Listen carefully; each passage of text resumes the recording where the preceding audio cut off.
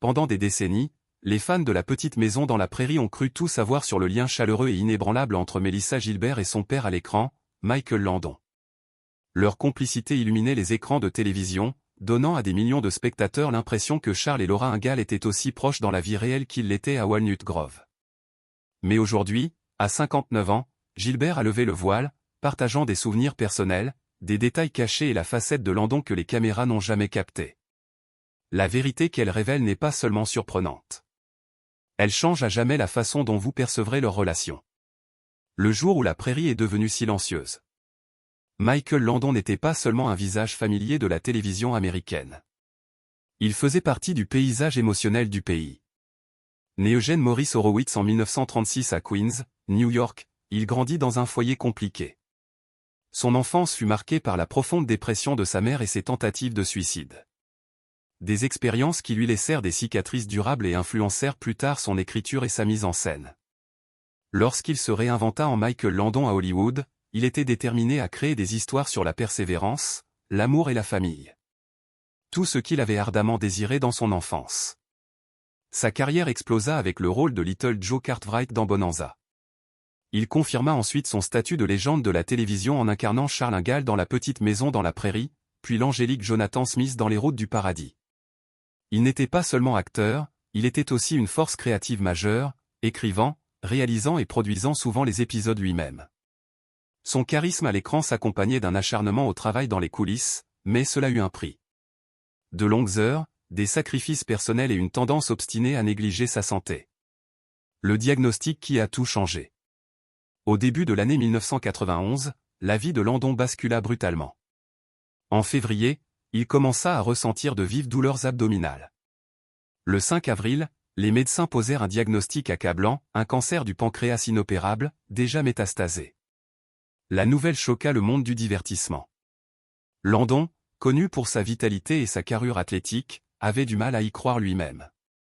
Selon ses proches, il fit même des pompes dans le cabinet médical pour prouver qu'il n'était pas malade. En public, il affronta la maladie avec détermination et dignité. En mai, il apparut dans The Tonight Show avec Johnny Carson pour annoncer son diagnostic, condamner les mensonges des tabloïds et demander les prières de ses fans. Il promit de se battre, suivant des traitements expérimentaux, adoptant un régime végétarien et recourant aux vitamines et à l'acupuncture. Mais en privé, la maladie progressait plus vite que quiconque ne l'avait imaginé. Certains ont plus tard spéculé que sa maladie pouvait être liée au lieu de tournage de La Petite Maison dans la Prairie, situé à quelques kilomètres seulement du Santa Susana Field Laboratory, un site de recherche nucléaire au passé marqué par des accidents. D'autres ont pointé ses décennies de tabagisme et de consommation d'alcool. Landon lui-même blâmait son mode de vie. Et s'il devait recommencer, raconta plus tard sa fille Leslie, il dirait « Mon Dieu, j'ai tout gâché. J'aurais dû surveiller ma santé. » Malgré la douleur, il resta farouchement protecteur envers sa famille. Ses plus jeunes enfants n'avaient que 4 et 7 ans, et l'idée de les quitter l'angoissait profondément. Dans ces derniers mois, le ranch de Malibu devint à la fois son sanctuaire et sa prison. Des paparazzis grimpaient aux arbres pour prendre des photos. La famille dut même démonter une partie de la clôture afin de pouvoir évacuer son corps en toute intimité après son décès. Les derniers jours d'un géant. Les dernières semaines de Landon furent calmes. Entouré de sa femme Cindy et de ses enfants, il s'accrochait à l'espoir tout en se préparant à l'inévitable.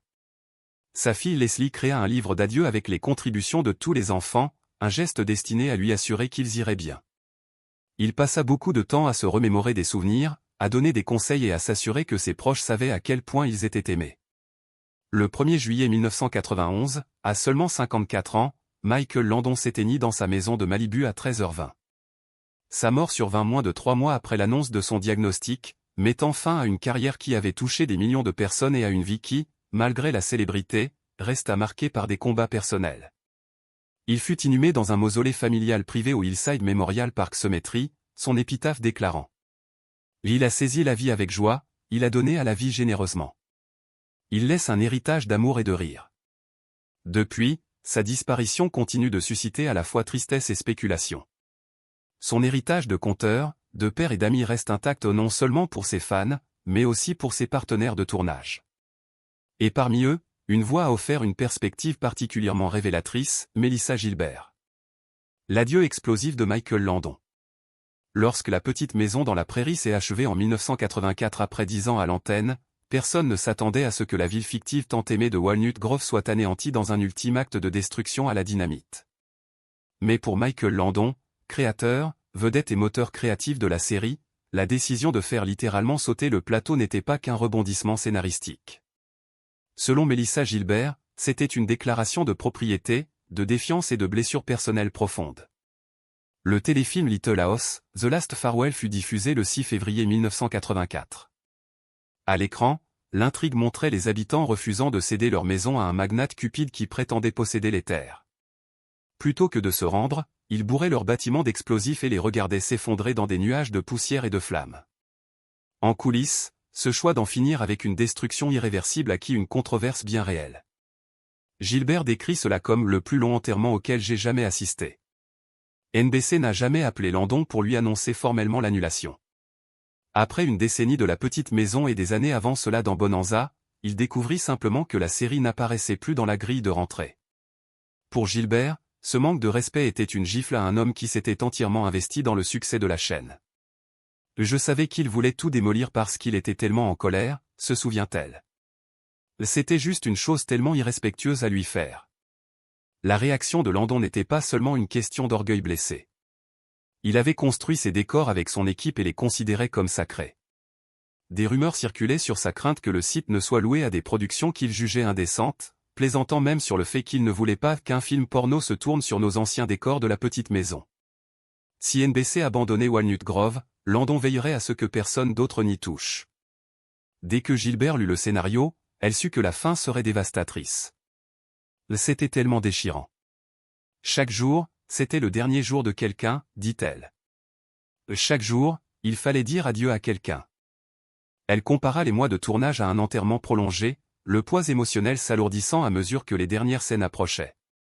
Quand le casting revint sur le plateau après les explosions, effectuées pour des raisons de sécurité en leur absence, la vision de Walnut Grove réduite en décombres laissa tout le monde anéanti. Ces bâtiments n'étaient pas juste des façades, explique Gilbert. C'étaient des lieux où nous étions allés à l'école, où nous avions partagé, où nous nous étions rassemblés pendant 10 années intenses de nos vies. À l'écran, les habitants de Walnut Grove pleurent alors que les détonations retentissent. Ces larmes, assure Gilbert, étaient authentiques. On allait tous bien pendant quelques minutes, puis quelqu'un se mettait à pleurer et tout le monde suivait. Et ce n'était pas seulement nous devant la caméra, c'était aussi l'équipe derrière. C'était une perte ressentie à plusieurs niveaux. La fin d'un emploi stable, la fin d'une communauté soudée et la fin du foyer fictif qu'ils avaient construit ensemble. Gilbert compara la scène aux conséquences d'une catastrophe naturelle, un petit aperçu du chagrin que ressentent ceux qui voient leur maison détruite.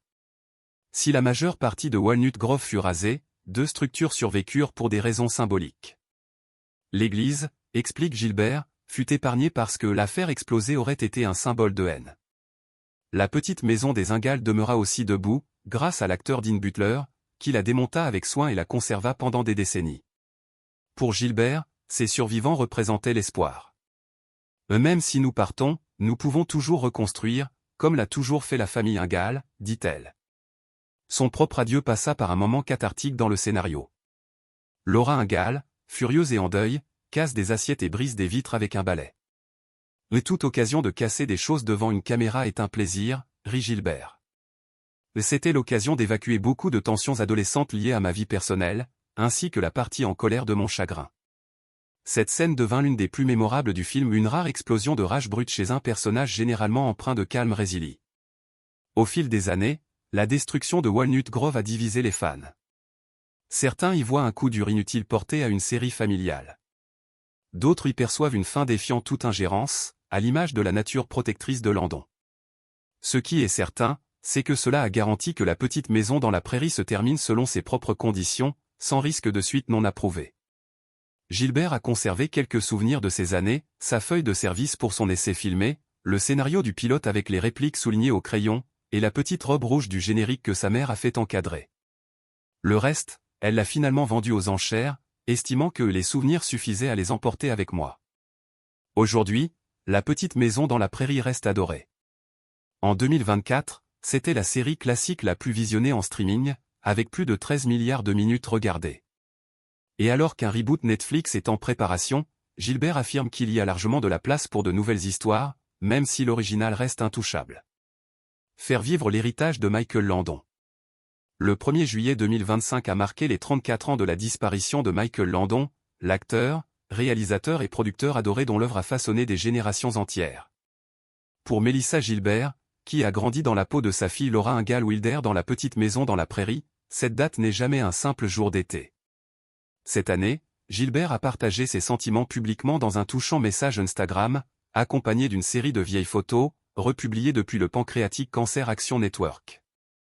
Waouh! 34 ans. Difficile à croire. Je pense à vous et envoie tout mon amour à Leslie Matthews, Sean Landon, Shauna Landon, Michael Landon Jr. Chris Landon et à toute la famille. La simplicité de sa légende portait le poids de décennies d'amour, de chagrin et de gratitude. Pour Gilbert, Landon n'était pas seulement un père à l'écran. Il était un mentor, un ami et une présence rassurante durant ses années formatrices. Son déclin fulgurant, emporté par un cancer du pancréas en 1991, reste l'un des chapitres les plus douloureux de sa vie. Gilbert se souvient encore du moment où elle a appris son diagnostic. Ce n'était ni par un titre de presse ni lors d'une conférence. Leslie Landon Matthews, la fille de Michael et amie proche de Gilbert depuis 50 ans, l'avait appelé personnellement pour lui annoncer la nouvelle avant qu'elle ne devienne publique. « J'étais anéanti », confie Gilbert. « Je me retrouvais face à la perte imminente d'une autre figure masculine importante dans ma vie. Elle avait déjà enduré le traumatisme de perdre son père biologique par suicide à l'âge de 11 ans. Landon avait comblé une partie de ce vide, sur le plateau comme en dehors, et l'idée de le perdre revenait à revivre un cauchemar. Au début, Gilbert garda ses distances, voulant lui laisser du temps avec sa famille. Mais à mesure que son état se détériorait, elle décida de lui rendre visite. « J'ai fini par aller passer du temps avec lui », raconte-t-elle. Et c'était exactement une semaine avant sa mort. Ce fut, selon ses mots, très dur, mais vraiment important de lui dire adieu. Le choc de la maladie de Landon était amplifié par l'image qu'elle avait toujours eue de lui. Cet homme incarnait la santé physique, explique-t-elle. Je l'ai toujours décrit comme un triangle inversé, si fort, en si bonne forme, si sain. Et voir cela arriver si vite et de façon presque violente, c'était comme un ennemi que je voulais abattre. Cet ennemi était le cancer du pancréas, une maladie que Gilbert évoque aujourd'hui avec un mépris ouvert. Elle la qualifie de maladie brutale et pernicieuse, comme une tornade qui frappe sans prévenir, progresse rapidement et laisse peu de chances de survie. Elle l'a vu emporter deux des plus beaux spécimens physiques qu'elle ait connus, Michael Landon et son ami proche Patrick Swayze. Ces hommes étaient des piliers, presque des super-héros, dit-elle. Et voir quelque chose comme ça les prendre de cette façon, c'est dévastateur. La haine que Gilbert nourrit contre le cancer du pancréas a alimenté une mission qui va bien au-delà du simple souvenir personnel. Par le biais de sa marque moderne Prairie, elle s'est associée à Pancan pour collecter des fonds et sensibiliser le public à la recherche, au soutien des patients et au plaidoyer. Son dernier projet ? Une collection capsule spéciale comprenant des bonnets pour femmes et enfants, des mouchoirs de poche, un sac à tarte signature, un plaid et un sac fourre-tout, tous déclinés en violet aux couleurs officielles de la sensibilisation au cancer du pancréas. Les bénéfices sont intégralement reversés aux initiatives de Pancan. Cela a toujours été l'un de nos objectifs, explique-t-elle. Dès que nous en avons eu la possibilité, nous avons voulu redonner. Et la meilleure façon de le faire, c'est de se battre pour quelque chose qui nous a pris tant de personnes que nous aimons. Elle croit que les progrès réalisés dans la recherche contre un cancer profitent à la lutte contre tous les cancers. Au fur et à mesure que des traitements et des remèdes sont développés, ils peuvent être appliqués à d'autres, affirme-t-elle. Alors, pourquoi ne pas tous unir nos esprits, nos portefeuilles, nos cœurs et faire tout ce que nous pouvons pour éradiquer ce fléau ? Son hommage cette année a profondément touché les fans, dont beaucoup gardent des souvenirs vifs de l'influence de Landon. L'un d'eux a écrit « Il comptait tellement pour tant de gens. Un inconnu m'a arrêté sur un parking pour m'annoncer sa mort. Cela ne m'est jamais arrivé avec personne d'autre avant ou depuis. » Un autre ajouta « Il a pratiquement élevé la génération X, vous aussi. » Sous bien des aspects, la commémoration annuelle de Mélissa Gilbert est plus qu'un geste personnel. C'est la continuité de l'héritage même de Landon.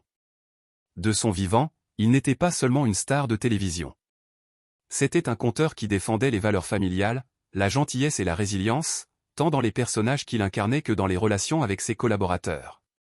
En ce 34e anniversaire de sa mort, le message de Gilbert était un rappel discret mais puissant, l'amour perdure bien au-delà de la perte. L'héritage de Michael Landon n'est pas figé dans de vieux épisodes ou des couvertures de magazines. Il vit dans les personnes qu'il a inspirées, dans les collègues qui perpétuent ses leçons et dans le combat contre la maladie qu'il a emporté trop tôt. Pour Mélissa Gilbert, honorer sa mémoire signifie faire exactement ce qu'il aurait fait, trouver un sens à la douleur, aider les autres et raconter des histoires qui comptent. Michael n'était pas seulement une icône hollywoodienne, dit-elle. C'était un père, un conteur, un rêveur. Et la meilleure façon de l'honorer, c'est de se battre pour que les autres aient une chance. Un lien puissant, bien réel, qui dépassait la prairie. Lorsque La Petite Maison dans la Prairie a été lancée en 1974, Mélissa Gilbert n'avait que 9 ans. Une enfant posant le pied pour la première fois sur un plateau de tournage afin de passer une audition pour le rôle de Laura Ingalls. Elle entra dans une pièce où l'attendait déjà Michael Landon, icône télévisée grâce à Bonanza. Elle se souvient de ce moment avec une précision intacte, des décennies plus tard. Il avait cette aura incroyable qui captivait. Il m'a fait rire et me sentir immédiatement à l'aise. Et il y avait entre nous quelque chose que je n'avais jamais ressenti dans une salle d'audition. C'était spécial, et c'était instantané. Cette connexion immédiate allait façonner non seulement leur relation professionnelle, mais aussi la vie de Gilbert d'une façon qu'elle n'aurait jamais pu imaginer. 2 ans après le début de la série, une tragédie frappa la vie personnelle de Gilbert. Son père mourut alors qu'elle n'avait que 11 ans. Dans son chagrin, elle se tourna naturellement vers Landon non pas parce qu'elle cherchait consciemment un substitut, mais parce qu'il prit naturellement cette place. Michael Landon était comme une figure paternelle pour beaucoup d'entre nous, a déclaré Gilbert. Astérisque, il a eu une influence très importante dans ma vie. Mon propre père est mort quand j'avais 11 ans, et je travaillais avec Michael depuis 2 ans à ce moment-là. Il a vraiment endossé ce rôle et veillé sur moi d'une manière beaucoup plus paternelle. Astérisque. Ce soutien n'était pas seulement émotionnel. Landon lui apprit l'art du jeu d'acteur et l'éthique du travail sur un plateau. Il lui inculqua le respect de chaque membre de l'équipe, des électriciens aux soigneurs, en soulignant que chaque poste était tout aussi essentiel au succès d'un projet.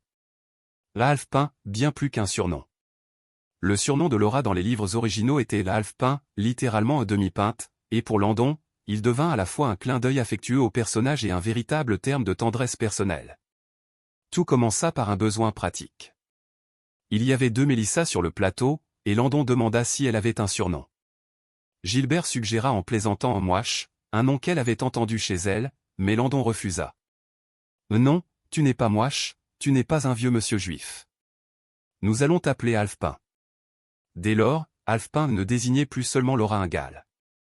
C'était aussi Mélissa Gilbert. Ce surnom s'inscrivait dans une tendance plus large. Landon avait le don de rendre le plateau sûr et joyeux pour une jeune actrice. Gilbert détestait les séances photos, mais Landon les transformait en spectacles comiques.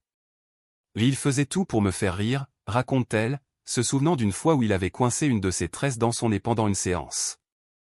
Leur lien dépassait les journées de tournage.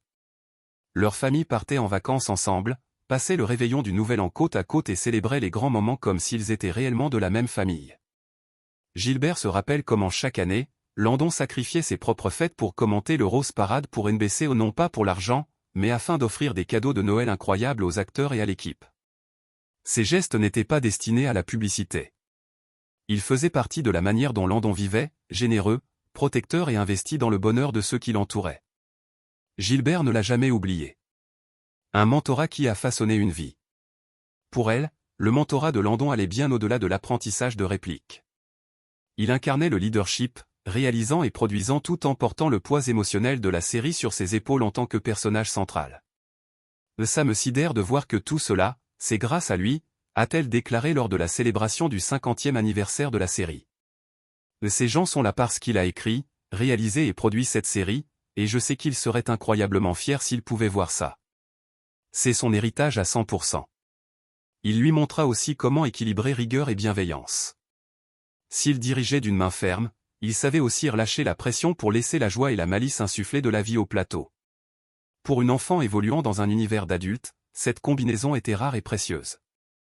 Et même si leur histoire avait commencé par un casting dans les années 1970, ces effets se font encore sentir.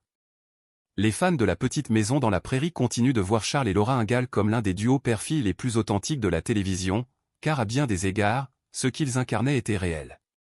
Après toutes ces années, les mots de Mélissa Gilbert prouvent que Michael Landon était bien plus qu'un partenaire de jeu.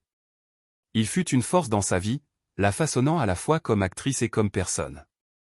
La vérité choquante n'est pas un scandale, mais quelque chose de bien plus fort. Dans les coulisses de la petite maison dans la prairie, leur lien était aussi vrai et inébranlable qu'il en avait l'air à l'écran. Et vous, avez-vous toujours senti que le lien entre Charles et Laura Ingalls était authentique? Si vous avez aimé cette histoire, n'oubliez pas de l'aimer et de la partager pour que d'autres puissent se souvenir du cœur qui battait derrière l'une des familles les plus aimées de la télévision.